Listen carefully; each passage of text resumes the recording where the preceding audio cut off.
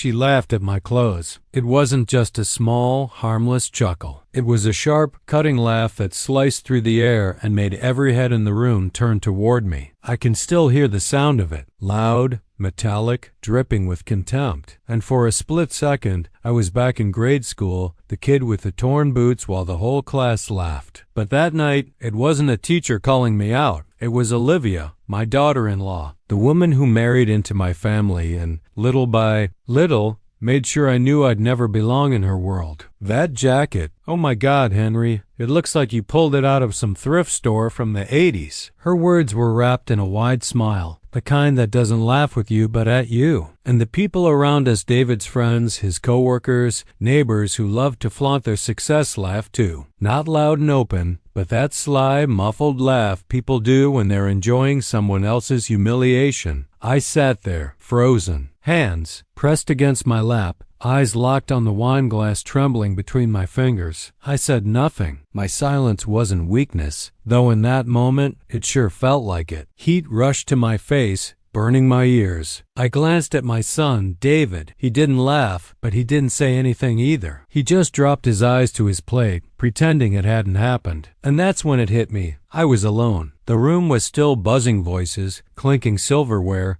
soft music in the background, but none of it drowned out the hollow feeling of being swallowed whole. All I could think was, she mocked me in front of everyone, and no one stopped her. At the other end of the table, my granddaughter, Grace, wasn't laughing. She just stared at me, quiet, like she couldn't understand why anyone would find it funny to ridicule a man just because he wasn't wearing the right suit. It was in that look so small, yet heavy with innocence and secondhand shame, that I found the spark to endure that moment. I wanted to stand up, slam my hand on the table, shout, but I didn't. I swallowed hard, because deep down, an idea had already begun to form. I knew something no one else in that room knew. And that difference, that secret I carried, was the key to everything. But before I tell you how one single decision flipped the entire night, how one simple gesture gave me back my dignity and made Olivia choke on her own laughter, I need to ask you something. Drop a comment telling me where you're watching from. And make sure you hit subscribe. Want to know why? Because every story I share here proves one thing. No matter how much people try to put us down, there's always a way to take back respect. I promise, what happened after that laugh will surprise you. That night had started like any other family gathering, or at least, that's what I thought. Dinner was at my son David's house in the suburbs of Charlotte. A big, newly renovated place.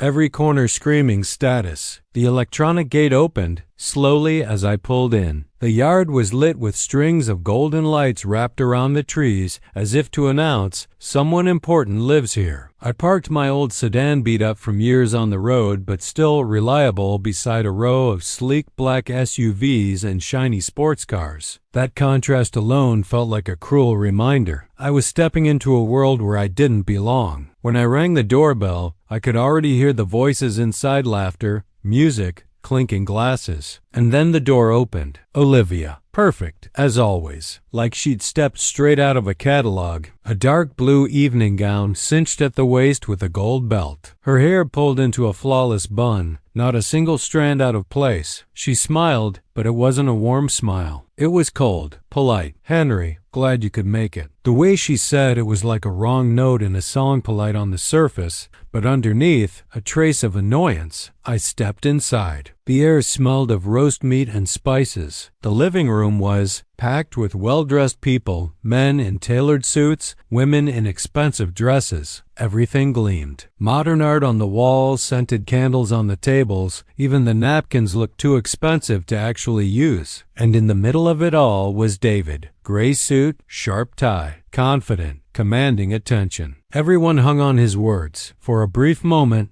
I felt pride. I remembered all those years I worked late, gave up weekends, took every overtime shift just to make sure he had what he needed to get here. But that pride quickly turned bitter, because the more I saw how easily he fit into that world, the more I realized how much I was just a guest passing through. At the table, everything was perfect. A white tablecloth straight out of a five-star hotel, silverware polished until it caught the light, and my seat tucked away at the corner, near the edge, as if I were just extra. I didn't complain. I never complained. I sat quietly and then felt eyes on me. Grace, my 8-year-old granddaughter. She wore a simple but pretty yellow dress that matched her bright, curious eyes. Unlike the adults, her gaze carried no judgment, only curiosity and quiet affection. I smiled at her. She gave me a shy smile back. For a moment, I felt less out of place. As dinner was served, I noticed how everything that night seemed staged to impress. The conversations revolved around European vacations, investments, trendy restaurants. I chewed slowly, observing, while my presence faded into the background. No one asked me anything. No one cared about my stories. I was just David's dad, the man too simple for this crowd. Then Olivia stood up, raising her glass, eager to show off her latest purchase, an outrageously expensive handbag. The room lit up with gasps and compliments, and I sat there, my rough hands resting on the table, feeling more and more like a shadow in a room full of artificial shine. And it was in that exact setting, in that room dripping with luxury, fake laughter, and eyes that passed right through me, that the first laugh against me echoed, sharp, cutting. The sound reopened an old wound, but it also set the stage for something else, because if I looked invisible at that table, there was still one thing no one in that room knew, a detail that, sooner or later, would turn their glamorous party into a theater of silence. As I chewed in silence, scanning the room, my mind drifted back through time. Every wrinkle on my face carries a story. Every callus on my hands is a brick, a beam, a wall I built. I wasn't born under crystal chandeliers. My world was always made of concrete,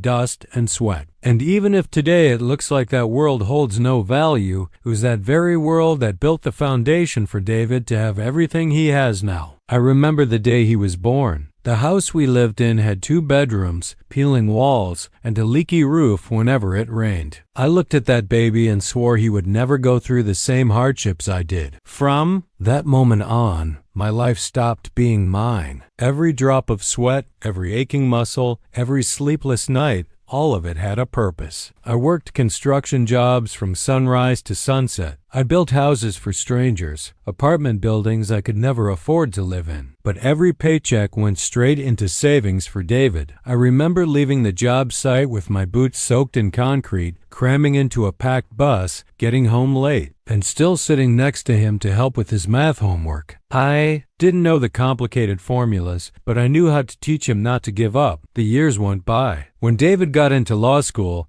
it felt like the whole world opened up in front of him. I remember his graduation. He was in cap and gown, smiling, surrounded by friends and professors. And me, sitting in the back row in the same worn-out coat Olivia would one day laugh at. I clapped until my hands hurt, not because I wanted recognition, but because I was proud, because every sacrifice had been worth it. But you know what nobody at that dinner table knew? Who signed the checks, who worked double shifts so David could study without worrying about rent, who kept driving the same old car so the money could go toward his expensive law books. That invisible role was never mentioned. And over time, I realized David preferred it that way. His version of the story was that he made it on his own, and I never corrected him. I never needed applause, but there was something cruel about being erased from your own story. And then came Olivia, beautiful, elegant, from a family that always had money. To her, I was just the simple father-in-law, well-meaning but outdated. I didn't speak the language of fine wines. I didn't know the brand names she loved to flaunt. And every time we met, I felt her pushing me further off the stage of my own son's life. Grace, though, Grace still saw me. She loved when I brought old tools and showed her how to hammer a nail or sand down a piece of wood. Her eyes would light up. She was proof that what I built still meant something to someone. But to everyone else in that room, I was just an inconvenient detail. Someone who was expected to sit quietly, smile,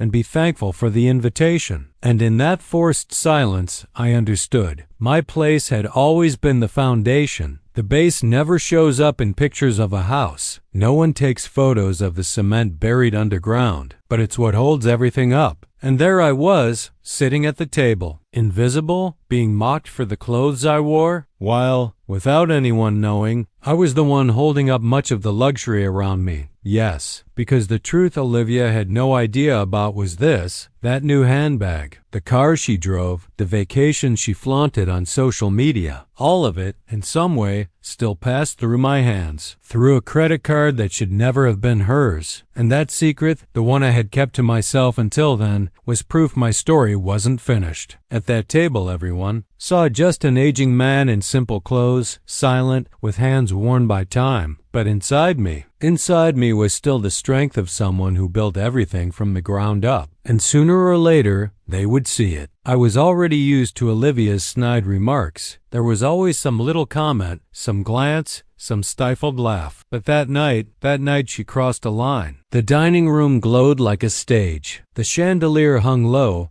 casting golden light across the crystal glasses. The smell of roasted meat mixed with the expensive perfumes of the guests. The conversations buzzed with arrogance, business deals, vacations, designer clothes. And me, sitting in my corner, was nothing more than silence in the middle of an orchestra of vanity. Then Olivia looked straight at me. Her lips curled into a smile I knew too well, the kind of smile that warned something cruel is about to come. She held a wine glass in her left hand, the other resting on her brand new purse, the price tag still discreetly dangling as if it were an accessory. "Henry," she began, loud enough for the whole table to hear, "tell me, is that coat vintage or just plain old?" The room froze for a moment before erupting in muffled chuckles. One of David's friends cleared his throat, trying to hide his laughter. One of the neighbors covered her mouth, pretending to be shocked, but her eyes sparkled with amusement. I didn't move. I stared at my plate, my hands trembling slightly. It wasn't just a joke about a piece of clothing. It was a sentence, a way to cast me as the poor intruder in front of everyone. And my son, David. He didn't laugh, but he didn't say anything either. He just adjusted his tie, lowered his gaze, and let silence take the place where his voice should have been. That silence hurt more than Olivia's laughter. My throat went dry. Inside, I wanted to scream. I wanted to stand up and say, "This coat may not be designer, but every stitch was paid for with the work that sent you to law school, David. My sweat built this house, this table, this prestige that everyone here applauds." But nothing came out. And then I felt it, a small but powerful gaze fixed on me. Grace. She didn't fully understand the cruelty of the moment, but she knew something was wrong. Her eyes filled with a discomfort no child should ever feel. She looked at me as if she wanted to defend me, but didn't have a voice loud enough yet. And in that moment, shame turned into something else. Something that burned. Not just shame, but a silent anger. A promise to myself. This won't end here. Olivia kept laughing, as if she had just delivered the cleverest joke in the world. Some joined her. Others looked away, embarrassed, but too cowardly to step in. And I was the only one left frozen, the immobile target of collective mockery. That coat, which had always been just a piece of ordinary fabric to me, became a symbol that night. A symbol of the gap between what I was and what they pretended to be. And every laugh echoed like a heavy brick pressed against my back. But inside me, something shifted. A memory cut through the noise. The credit card I still paid for. The card that, for years, had been in David's hands, and that Olivia had turned into her passport for shopping sprees, luxury dinners, glamorous vacations. And there she was, laughing at me as if she were superior while ironically draped in clothes that, deep down, still depended on my name. That thought gave me a strange sense of control. While everyone else saw a diminished man, I knew something no one else at that table imagined. I held in my hands the key to turning the whole game around. So I stayed silent, not because I had swallowed the humiliation, but because I knew the right moment hadn't come yet. And when it did, what would echo in that room wouldn't be laughter, it would be silence. A heavy silence, impossible to disguise. At that moment, staring at Olivia, I knew dinner had just turned into a battlefield, and I had no intention of walking away defeated. After her joke about my coat, I thought Olivia might stop, but she didn't. She seemed to savor every second of attention she got at my expense. As the self-appointed waiter, one of the neighbors who had offered to help poured more wine. Olivia tilted her head and said, "Henry, I admire your courage. Not many people would dare to show up at such an elegant dinner with such an authentic style." The word authentic came out dripping with venom. wrapped in fake sweetness. Some chuckled again. Others averted their eyes, uncomfortable but still complicit, because silence is also a form of laughter. I didn't answer. I kept my eyes on the glass, watching the wine swirl slowly, as if I could hide inside it. But inside me, with every word she spoke, the pressure built. It was like each comment was another drop filling a glass already about to spill over. Then, when the main course was served, Olivia made sure to add, "Careful, Henry. Do you still have the strength to cut a piece like that? Or are you already on the soup-only diet?" Some guests laughed out loud. David forced a weak smile, embarrassed, but said nothing. I took a deep breath, steadied my hand on the fork, and cut the meat slowly. Every movement was an effort not to let anger consume me. Grace, my granddaughter,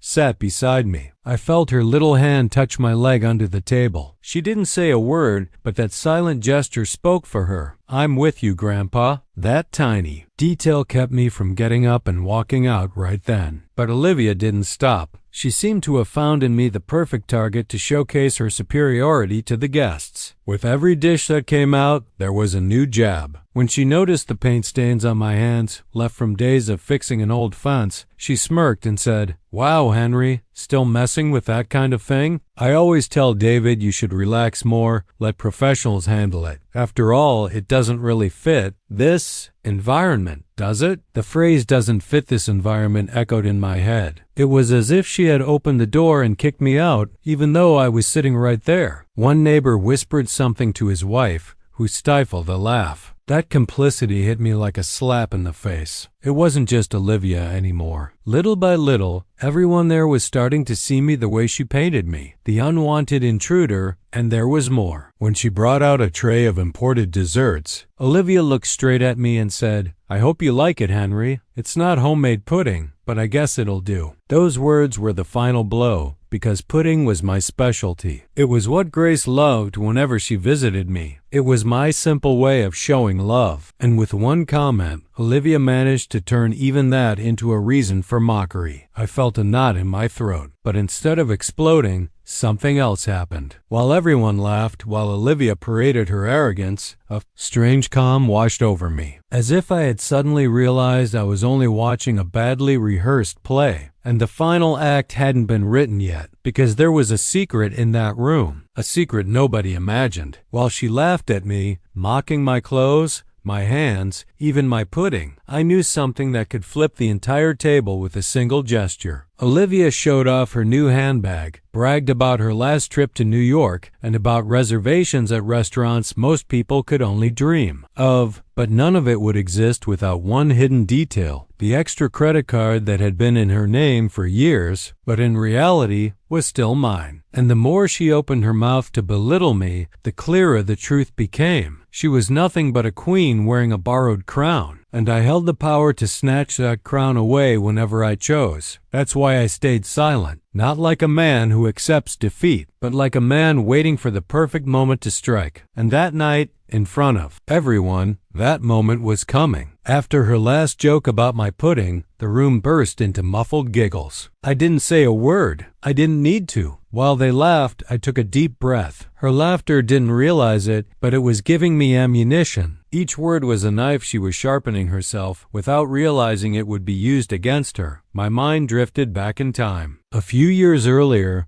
when David got married, I had given him a quiet gift, an additional credit card tied to my account just for emergencies. Back then, I thought, they're just starting out. They might need a little help. I never imagined that gesture of trust would turn into a weapon in the wrong hands. At first, it was just occasional use: groceries, a bus ticket, a doctor's appointment. But little by little, I started to see the charges change. Designer stores, expensive restaurants, hotels in cities I had never stepped foot in, and then the trips began. At first, I hesitated to cut the card. My heart as a father always said, "Let it go. It's just a phase. They need it." But with time, I realized it wasn't they, it was her. Olivia had turned that card into a ladder for a lifestyle she hadn't earned. And now, in that dining room, surrounded by guests, she laughed at the clothes I wore, while flashing rings bought with credit still in my name, while showing off a handbag that,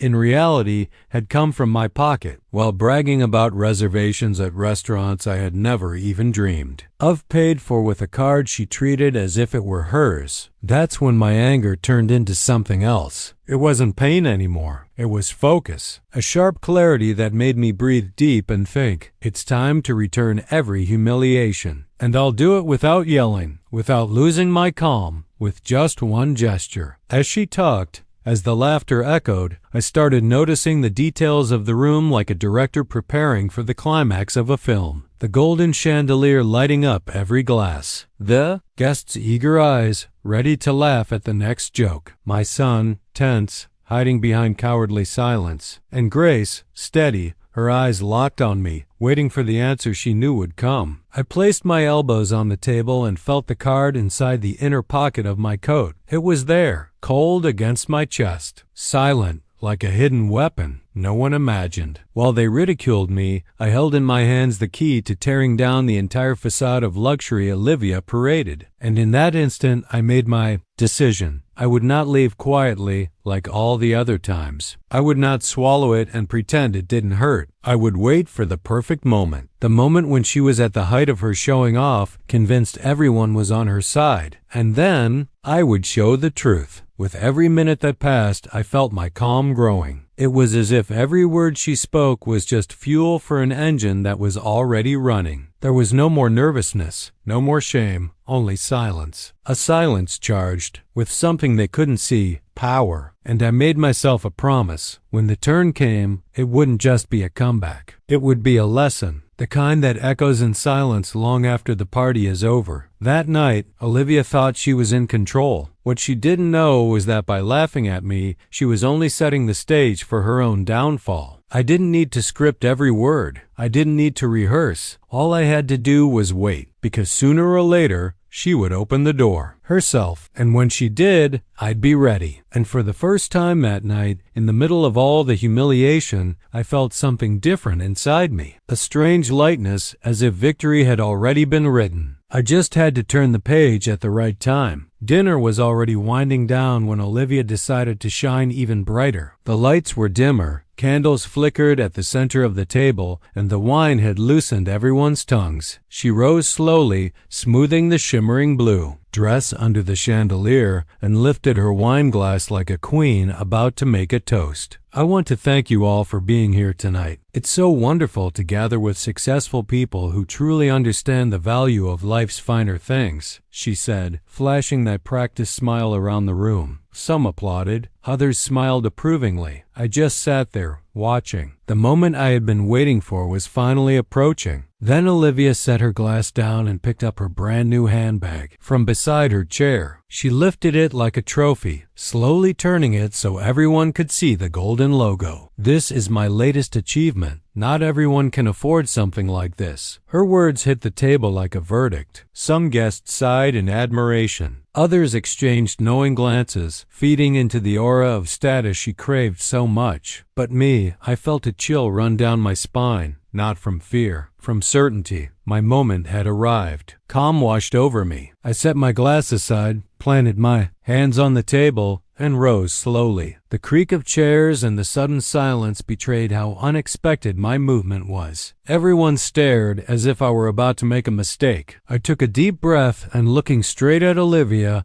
spoke with a steady voice. "You're right, Olivia. Not everyone can afford that." She raised an eyebrow, surprised, but kept her smile. That's when I added, "In fact, you couldn't, not without this card." I reached into the inside pocket of my coat and pulled out the credit card, the same card that, for years, had quietly funded her luxuries. I held it up for everyone to see. The golden reflection of the plastic gleamed under the candlelight like evidence in a courtroom. A murmur spread around the table. David, my son, widened his eyes. Olivia froze, her mouth slightly open, as if she couldn't comprehend. And I continued. This handbag, these dinners, those trips you love to flaunt, every single one of them came through this card. A card that, to this very day, is still in my name. Silence dropped like a stone. Nobody dared breathe. The collective laughter that had filled the room minutes earlier was gone. All that remained was shame. Olivia tried to regain control. "This is ridiculous, Henry," "You're exaggerating." But her voice shook, stripped of confidence. I didn't let her finish. I lifted the card with both hands, looked at her one last time, and said, "Tonight,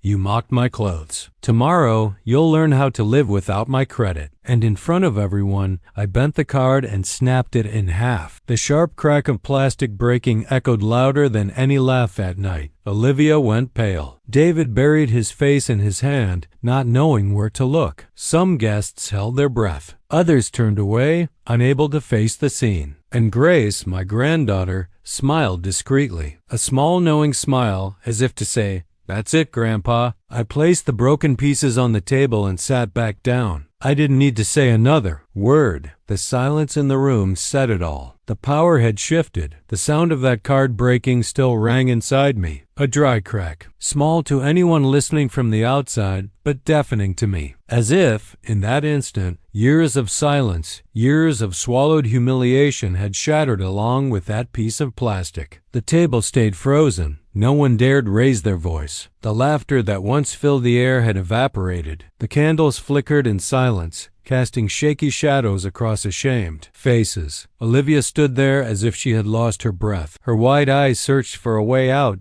but there wasn't one. She still clutched the handbag in her arms, and suddenly it looked heavier than a sack of stones. As if, in seconds, the object that once symbolized power had turned into evidence of disgrace. "You can't do this," she whispered, barely audible. But I could, and I already had. My son David looked at me, his face flushed with both anger and shame. He opened his mouth as if to say something, then closed it again. Maybe he knew, deep down, there was no defense. The truth was naked, laid bare in front of everyone, and no excuse could cover it. That's when I spoke again, not with shouts, not with rage, but with a calm so steady that every word felt like a sentence. "You all laughed at my clothes, but you forgot who was paying the bill." The phrase hung in the air, sharp, impossible to ignore. No one moved a muscle. Even the children playing in the next room seemed to feel the shift. The entire atmosphere grew heavy,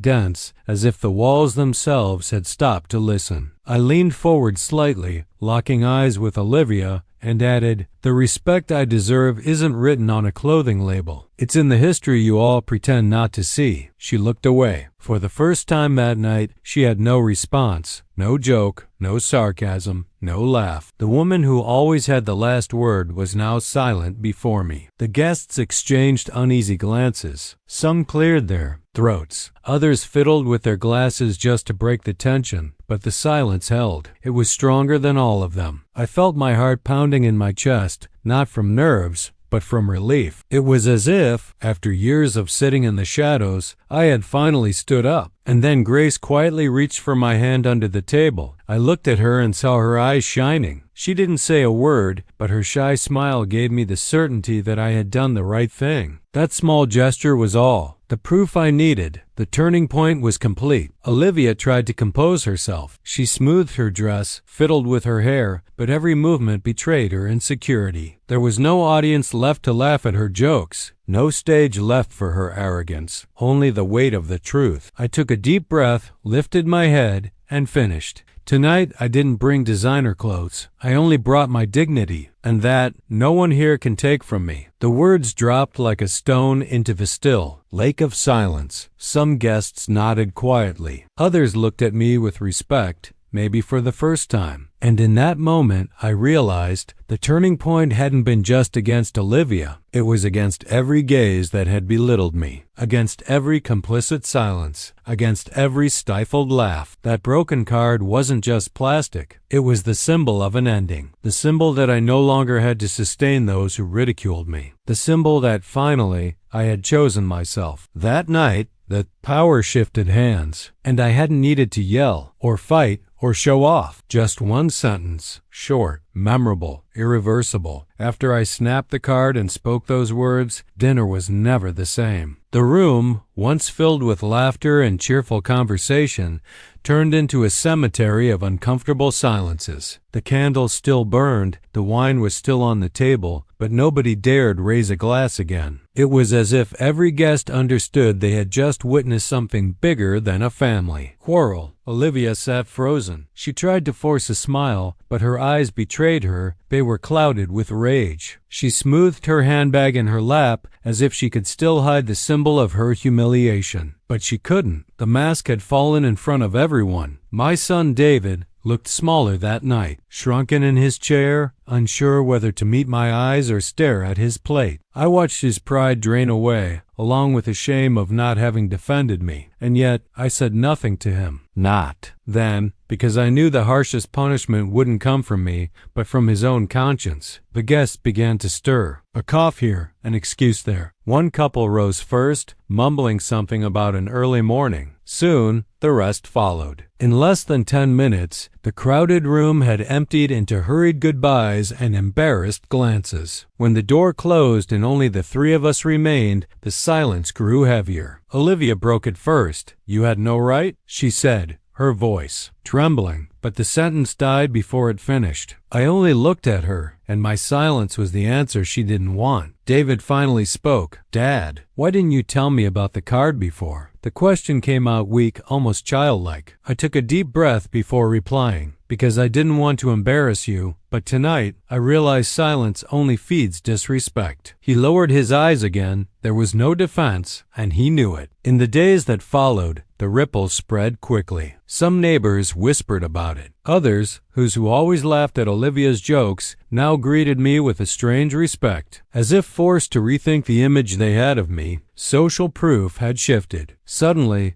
I wasn't the simple, outdated father-in-law anymore. I was the man who had the courage to stand his ground. Olivia, meanwhile, retreated. She stopped posting pictures online. She stopped bragging about her shopping. It was as if the weight of that night seeped into every corner of her. Routine. And if she still wore luxury, it wasn't with my money. David tried to reach out. One day, he came to my house alone. He sat across from me, his eyes tired, and said simply, "I was wrong. You didn't deserve that." I didn't answer with bitterness. I only said, "Respect that you don't defend. Someone else will strip from you." That's what happened. He nodded without protest. And for the first time in years, I saw him not as a lawyer, but as my son. That night at dinner, the humiliation had changed owners. I wasn't the one who walked away diminished. It was Olivia. It was David. It was every single one of them who laughed in silence. And I understood that sometimes the greatest reckoning doesn't come from harsh words or long punishments. It comes from the weight of a simple gesture, one that can never be undone, like the sharp crack of a card snapping in two. A few days after that dinner, I sat on my porch. The sun was sinking behind the trees, and the cold North Carolina wind carried the smell of fallen autumn leaves. I drank my coffee in silence, watching the sky change color when I heard light footsteps approaching. It was Grace. My granddaughter ran up to me, holding a colorful drawing. She climbed onto my lap, unfolded the paper, and showed me. She had drawn a simple figure, a man in a brown coat holding a house with his bare hands. Underneath, in crooked letters, she had written, "My hero." I couldn't hold back the lump in my throat. That child, with all her innocence, had understood what so many adults chose to ignore. In her eyes, I wasn't the man in simple clothes. I was the foundation. And suddenly, I realized that was enough. The following week, David came again. This time, he was alone. He sat in the same old wooden chair where he had so often sat as a boy. His shoulders slumped, his eyes weary. It took him a while to speak, but when he did, it was with sincerity. "Dad, I know I disappointed you. I should have defended you." I just took a deep breath and replied, "Silence speaks too, David, and yours that night said more than you realize." He lowered his head, like he always did as a child when he knew he was wrong. But then he lifted it again, steadier this time, and added, "I want to do better. I want Grace to know her father respects her grandfather. You deserve nothing less." Those words were like balm. They didn't erase the years of silence, but they showed me that maybe, just maybe, my gesture had opened a door that had long been locked. And Olivia, well, Olivia hasn't spoken to me since that night. Maybe out of shame, maybe out of pride. But it doesn't matter. That broken card was more than destroyed plastic. It was the breaking of a chain. And suddenly, I felt lighter, not from revenge, but from having restored to myself what they had tried to take, dignity. Today, looking back, I know life taught me something no luxury can ever buy. Respect isn't asked for, it's imposed. And sometimes, all it takes is one firm gesture, made at the right time, to remind everyone and ourselves who we truly are. I lifted my coffee cup like an invisible toast. I smiled to myself and thought, I didn't need expensive clothes. I didn't need to yell. All it took was breaking one card to prove my dignity was still mine. And that's what I want to leave with you who've listened this far. If this story spoke to you, leave a comment below. Has anyone ever tried to put you down? I want to hear your voice. And don't forget to subscribe, because every time we share stories like this, we prove together that no humiliation is big enough to stop a comeback, because dignity cannot be bought. Dignity is earned. And when someone tries to take it from us, there's always a way to take it back.